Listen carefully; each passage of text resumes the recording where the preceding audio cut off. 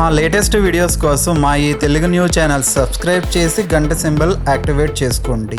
రేపు శనివారం ఉదయం నిద్రలేవగానే తలుపు తీయగానే ఈ చిన్న పని చేయండి చాలు, దరిద్రాలన్నీ కూడా పోతాయి. ఇంట్లోకి డబ్బు వద్దన్నా వస్తూనే ఉంటుంది, ఇల్లంతా డబ్బుతో నిండిపోతుంది. మీ ఇంట్లో ఉన్న కష్టాలన్నీ కూడా పోతాయి, మీరు పట్టిందల్లా బంగారం అవుతుంది. మీకు తిరిగిలేని యోగం కలుగుతుంది, మీ ఇంట్లో ఉన్న చెడంతా కూడా పోతుంది. ఈ పరిహారం చేస్తే చాలా అదృష్టవంతులుగా మారిపోతారు. శనివారం రోజు ఈ పరిహారం చేస్తే చాలా మంచిది. ఈ రోజు కుదరకపోతే ఏ రోజైనా సరే చేసుకోవచ్చు. ఈ రోజే చేయాలి, ఈ రోజే చేయకూడదు అనే నియమం ఏమీ లేదు. ఏ రోజైనా చేసుకోవచ్చు, కానీ ఒక ఆదివారం రోజు మాత్రం చేయవద్దు. ఆదివారం తప్పించి మిగతా వారాల్లో మీరు ఎప్పుడు చేసుకున్న సమస్యలు పోతాయి. కొంతమంది మనతో మంచిగా ఉంటారు, కానీ మన వెనుకాల గోతులు తవ్వుతూ మనల్ని ఇబ్బందులకు గురి చేస్తూ ఉంటారు. అలాంటి సమస్యల నుండి కూడా బయటపడతారు. మరి అసలు ఉదయం లేవగానే తలుపు తీయగానే ఏం చేయాలి అనే విషయాన్ని ఇప్పుడు మనం ఈ వీడియోలో వివరంగా తెలుసుకుందాం.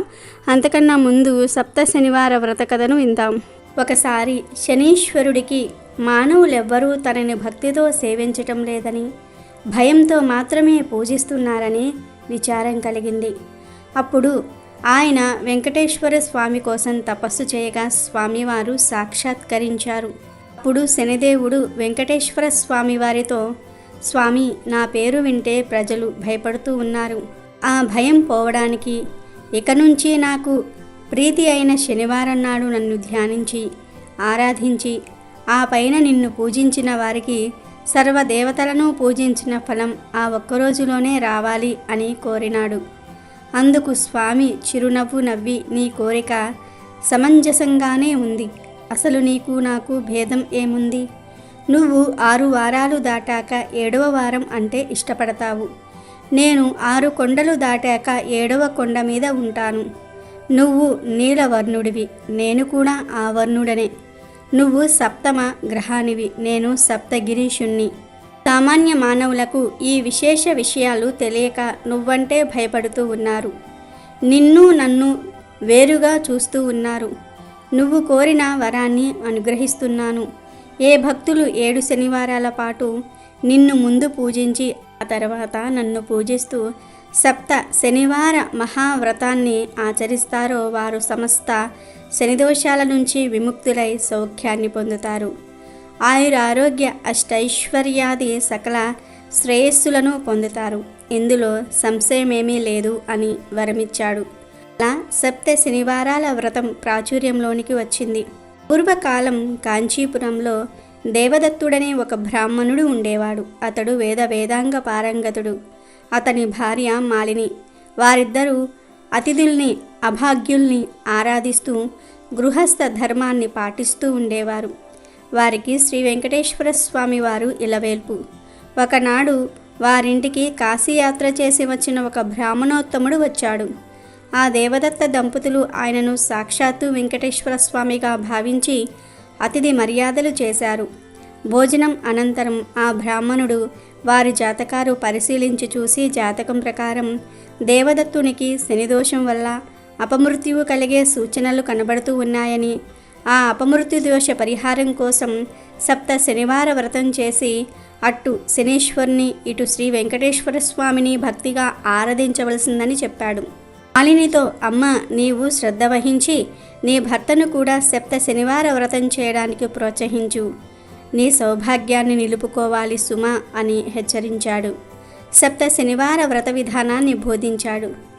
దేవదత్తుడు ఆ శనివారము బ్రహ్మ ముహూర్త కాలంలోనే నిద్రలేచి స్నాన ధ్యానాదులు నిర్వర్తించి ఇంటిలో ఈశాన్య భాగాన పూజాపీఠం ఏర్పాటు చేసి ఆ పూజాపీఠం పెట్టి మండపం వేసి వెంకటేశ్వర స్వామి వారి చిత్రపటం పెట్టి నైవేద్యానికి కొబ్బరికాయలు, అరటి పండ్లు, నల్ల ద్రాక్ష పండ్లు, 7 చిమ్మిలి ఉండలు సిద్ధం చేసుకొని ఉదయం పూజ చేసి ఒక బ్రాహ్మణుణ్ణి పిలిచి ఆయనకు భోజనం పెట్టి ఆ పైన వారు భుజించి మొదటి రోజు వ్రతం యథావిధిగా నిర్వర్తించారు. ఆ విధంగా వరుసగా వారు 7 శనివారాల పాటు వ్రతాన్ని భక్తి శ్రద్ధలతో కొనసాగించారు. 7వ శనివారం వ్రత పరిసమాప్తి చేసి భోజనం చేసి కొంతసేపు శ్రీ వెంకటేశ్వర స్వామి మహిమలు స్మరించుకుంటూ నిద్రించారు. ఆ దంపతుల భక్తి శ్రద్ధలకు పూజా విశేషాలకు ప్రసన్నుడై శ్రీ వెంకటేశ్వర స్వామి మాలినీదేవికి స్వప్నంలో సాక్షాత్కరించి, ఓ పరమసాధ్వి, మీ దంపతులిద్దరూ శ్రద్ధాభక్తులతో చేసిన సప్త శనివార వ్రతానికి నాకు చాలా సంతృష్టి కలిగింది.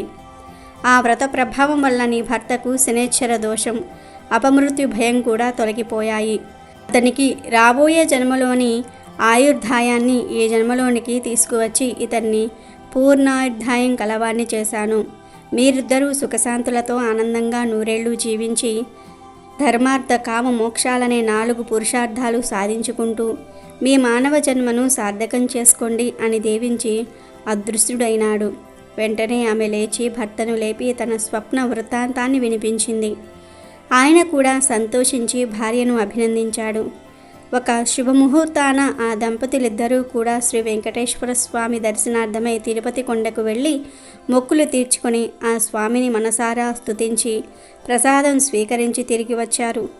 ఇంటికి వచ్చాక బ్రాహ్మణులను పిలిచి అన్న సంతర్పణ చేసి బ్రాహ్మణాశీర్వాదాలు పొందారు. జీవితాంతం వరకు యథాశక్తిగా శ్రీ వెంకటేశ్వర స్వామి సేవ చేస్తూ చివరికి శ్రీ స్వామివారి సాన్నిధ్యాన్ని పొందారు. వీడియోలోకి వస్తే శనివారం అనేది వెంకటేశ్వర స్వామి వారికి ఎంతో ఇష్టమైన రోజు. శనివారం రోజు చక్కగా ఉదయం లేవగానే ముఖం కడుక్కొని తలుపు తీయగానే కొంత గంగాజలం తీసుకొని మెయిన్ డోర్ తలుపుల మీద గుమ్మం మీద చల్లండి. ఇలా తలుపు తీయగానే మెయిన్ డోర్ మీద అలాగే ఇల్లంతా కూడా గంగాజలం చల్లితే చాలా మంచిది.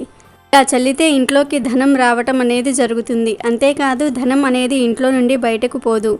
గంగాజలం మామూలుగా బయట బాటిల్స్లో అమ్ముతారు. ఆ గంగాజలాన్ని తెచ్చుకొని చల్లుకోవచ్చు. గంగాజలం దొరకకపోతే ముందు రోజు రాత్రి మంచినీటిని ఒక కాపర్ గ్లాసులో ఉంచి ఉదయం లేచిన తర్వాత ఆ నీటిని తీసి చల్లుకోవచ్చు. ఒక రాత్రంతా రాగిలో ఉంచిన నీళ్లు కూడా గంగాజలం లాగా పవిత్రంగా మారుతాయి. కనుక ఆ నీటితో ఈ పరిహారం చేసుకోవచ్చు. ఈ చిన్న పరిహారం చేయటం వలన ఇంట్లోని దరిద్రమంతా కూడా పోతుంది. డబ్బు వస్తూనే ఉంటుంది. శనివారం ఒక్కరోజునే కాదు, ఆదివారం తప్పించి మిగిలిన ఏ రోజైనా సరే ఈ పరిహారం చేసుకోవచ్చు.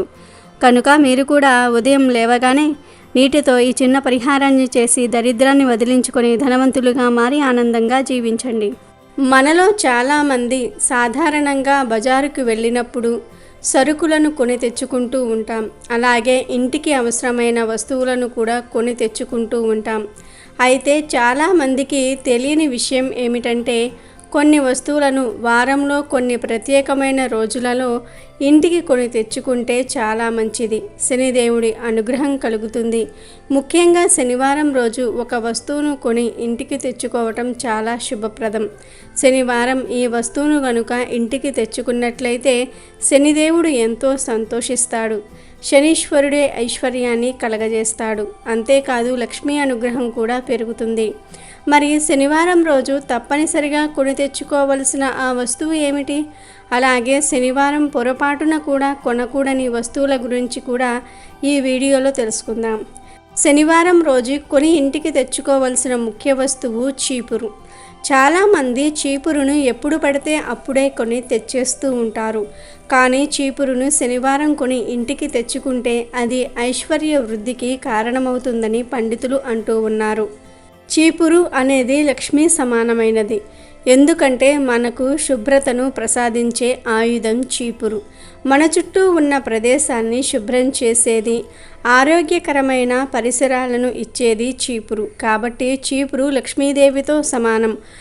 అలాంటి చీపురును చాలామంది ఎక్కడ పడితే అక్కడ పడేస్తూ ఉంటారు. ఎప్పుడు గుర్తొస్తే అప్పుడు కొనేస్తూ ఉంటారు. కానీ అది కరెక్ట్ కాదు. ఈ పొరపాట్లు చేయటం వలన కూడా ఇంట్లో ధనం ఖర్చయిపోతూ ఉంటుంది. చీపురును శనివారం నాడే కొనుక్కోవాలి. పాత చీపురు పడేసి కొత్త చీపురును తీసుకున్నా సరే అది కూడా శనివారమే చేయాలి. అంటే కొత్త చీపురును యూజ్ చేయడం అంటే కొత్త చీపురును ఉపయోగించటం అనేది శనివారమే ప్రారంభించాలి. శుక్లపక్షంలో చీపురును పొరపాటున కూడా కొనకూడదు. కృష్ణ పక్షంలోనే కొనాలి. చీపురును శనివారం నాడు కొనటం అలవాటు చేసుకోవాలి. చీపురు శనీశ్వరుడి ఆయుధం కనుక శనివారం రోజు చీపురును కొనుక్కుంటే శని భగవానుడి యొక్క అనుగ్రహం కలుగుతుంది. ఎలాంటి కష్టాలు రాకుండా ఉంటాయి. మొత్తం మీద శనివారం కొనాల్సిన ముఖ్యమైన వస్తువు ఏమిటంటే చీపురు అని పెద్దలు అంటూ ఉన్నారు. ఇక శనివారం పొరపాటున కూడా కొని ఇంటికి తీసుకురాకూడదు అంటున్న ఆ వస్తువు ఏమిటంటే ఉప్పు శనివారం రోజున పొరపాటున కూడా కొనకూడదు. కొంటే మాత్రం ఆ వ్యక్తి దౌర్భాగ్య స్థితిలోనికి దిగజారిపోతాడు. అలాగే శనివారం వంకాయలు కొనటం అనేది దరిద్రదాయకం, కానీ దానం చేస్తే మంచిది. అలాగే శనివారం నల్ల మిరియాలు కొంటే ఇంట్లోకి నెగిటివ్ ఎనర్జీ వస్తుంది.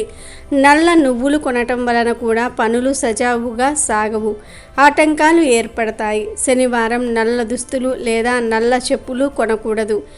ఇనుము వస్తువులు, మోటార్ సైకిళ్ళు, కారు లాంటి వస్తువులు కూడా శనివారం కొనకూడదు.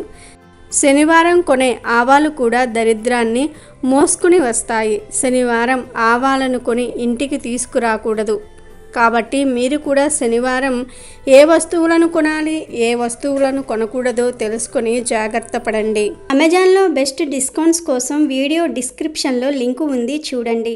అలాగే మా టెలిగ్రామ్ ఛానల్ సబ్స్క్రైబ్ చేసుకోండి.